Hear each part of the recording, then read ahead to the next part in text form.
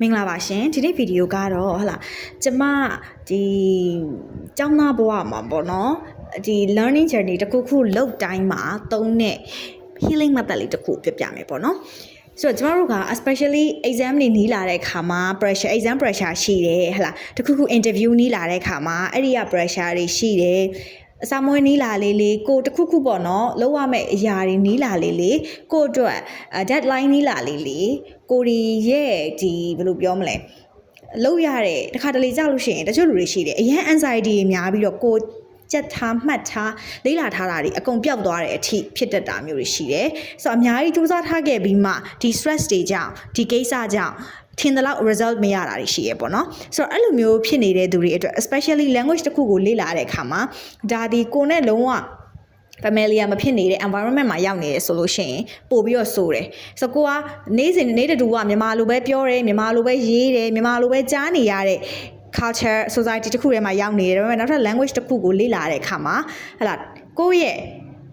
အချိန်ပေါ့အမ24 hour မှာအဲ့ချိန်ဖယ်လိုက်ရင်ကျန်တဲ့အချိန်ကလည်းအများကြီးလို့ဖြစ်မှာမဟုတ်တဲ့အတွက်ဒီဟာဒီကိုယ့်ရဲ့အတွက်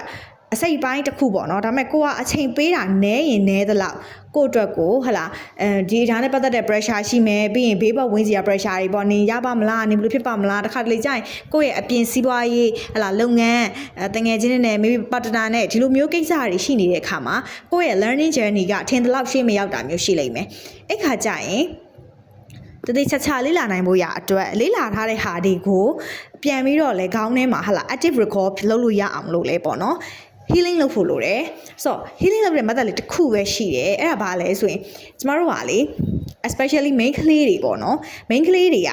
ထင်သလောက်မယိုရှင်းဘူးဆိုတာဘာလဲဆိုတော့အတွေးတွေအများများတယ် main ကလေးဖြစ်ပေမဲ့အခုဒါလုပ်နေတယ်ဟိုကတွေးတယ်ဟိုကလုပ်နေတယ်ဒီဟာတွေးတယ်ဒီဟာပြီးရင်ဒီဟာဒါတွေကအရန်ကောင်းတယ်ဒါပေမဲ့ဒီ learning journey မှာဒီကိစ္စကအလုံးမဖြစ်ဘူးအဲ့အတွက်စာစပြီးတော့လေ့လာတယ်ဆိုရယ်ခန္ဓာမှာခရဲကနေပြီးတော့ဥမာဒီနေ့ maybe 45မိနစ်လေ့လာမယ်တနားရီခွဲလေ့လာမယ်ကိုလေ့လာပြီးတော့တဲ့အခါ healing လုပ်တယ်ပေါ့ breakdown လုပ်နေတဲ့အချိန်မှာ maybe music နားထောင်တာလည်းဖြစ်ကောင်းဖြစ်မယ်ဒါမှမဟုတ်တခုခုပေါ့ somethingအောက်စင်းမီမုတ်ထွက်စားရလဲဖြစ်ကောင်းဖြစ်မယ်ဆိုကိုလွတ်လပ်လုပ်လိုက်ပါအဲ့ဒါကိုနိုင်ဝက်လောက်အချိန်ပေးပြီးလုပ်လိုက်ပါအဲ့ဒီအချိန်မှာဘာတော့ကဘာမှမတွေးပဲနဲ့နေအောင်နေလို့ဘယ်လိုပြောမလဲနေအောင်လေ့ကျင့်ကြည့်ပါပေါ့နော်ဆိုတော့ကျမရဲ့ဘဝရဲ့ပြဿနာတွေအများစုကလည်းရန်အတွေးများရဲ့ပြဿနာစားရပေါ့နော်အတွေးဆိုတာအထက်မကောင်းတာတွေဖယ်လိုက်ဒါပြီးရင်ဒါလုပ်မယ်ဟိုကပြီးရင်ဟိုကလုပ်မယ်ဒီဟာပြီးရင်ဒီဟာစသဖြင့်အုံနောက်ကိုစက်တိုက်အလုပ်လုပ်နေရဖြစ်တဲ့အတွက်စာလေးလာနေရင်တော့လေးလာနေရင်လည်းငါဒါပြီးရင်ဒါလုပ်ရအောင်မယ်ဒါပြီးရင်ဒီဟာလုပ်ရအောင်မယ်ဆိုတဲ့ဟာတွေကအရန်ဖြစ်နေရဖြစ်တဲ့အတွက်ကျမတို့ရဲ့အတွက်ကို space မရှိဘူးအုံနောက်က creativity လုပ်နိုင်စွမ်းမရှိတဲ့အတွက်ထင်သလောက်မထိရောက်ဘူးအဲ့အတွက်ကိုနားတဲ့အချိန်မှာခေါင်းထဲမှာဘာမှမတွေးပဲနဲ့ maybe နိုင်ဝက်လား15မိနစ်လားတနားရီလားနားလိုက်ပါအပြီး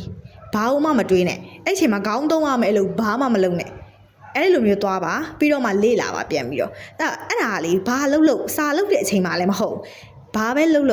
နည်းနည်းခေါင်းကိုဗလာထားတဲ့အကျင့်လေးလုပ်ပေါ့နော်ဒါကတော့ကျမတို့လိုအတွေးများတဲ့လူတွေအရန်တစ်ခုပြီးတစ်ခုလုပ်မယ်ဒါပြီးဒါလုပ်မယ်ဒါပြီးအရန်ဟိုအဲ့လိုမျိုးများတဲ့လူတွေအတွက်ကိုအဓိကရည်ရွယ်ပြီးတော့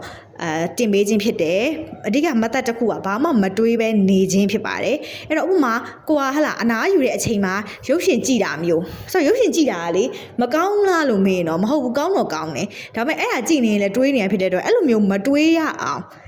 maybe အိတ်လိုက်တာအိတ်ရင်အိတ်လိုက်မအိတ်ရင်မုတ်တစ်ခုကိုစားလိုက်တာမျိုးဒီလိုမျိုးအုံနောက်ကိုလုံးဝမတွေးပဲနဲ့တစ်ခုခုလှုပ်လိုက်တာမျိုးလမ်းသွားလျှောက်လိုက်တာမျိုးပန်းညံသွားလိုက်တာမျိုးဒီလိုမျိုးလှုပ်ချင်းကကိုယ့်ရဲ့ဒီဘယ်လိုပြောမလဲအုံနောက်အလုပ်တဲ့ပုံစံကိုပြောင်းလဲစေတယ်အဲအကြောင်းမို့လို့အုံနောက်အရန်သုံးရမယ်အရာတွေကိုမလုပ်ပါနဲ့အဲ့လိုမျိုးဆောင်မွေးနီးလာတဲ့အခါမှာဖြစ်ကိုတစ်ခုခုပေါ့ pressure တစ်ခုပြီးနေတယ် interview ဖြည့်စရာရှိတယ် promotion ရှိလို့ something အဲ့တော့အဲ့ဒီခေါင်းထဲမှာဘာမှမတွေးဘဲနဲ့အချိန်တစ်ခုကြာအောင်နေတဲ့အောင် practice လုပ်ကြည့်ရင်ကိုယ့်ရဲ့ဒီ process တွေအကုန်လုံးကထင်တာထက်ပိုပြီးတော့ထိရောက်မယ်ဆိုတော့ကျွန်မ 100% အာမခံပါတယ်ရှင်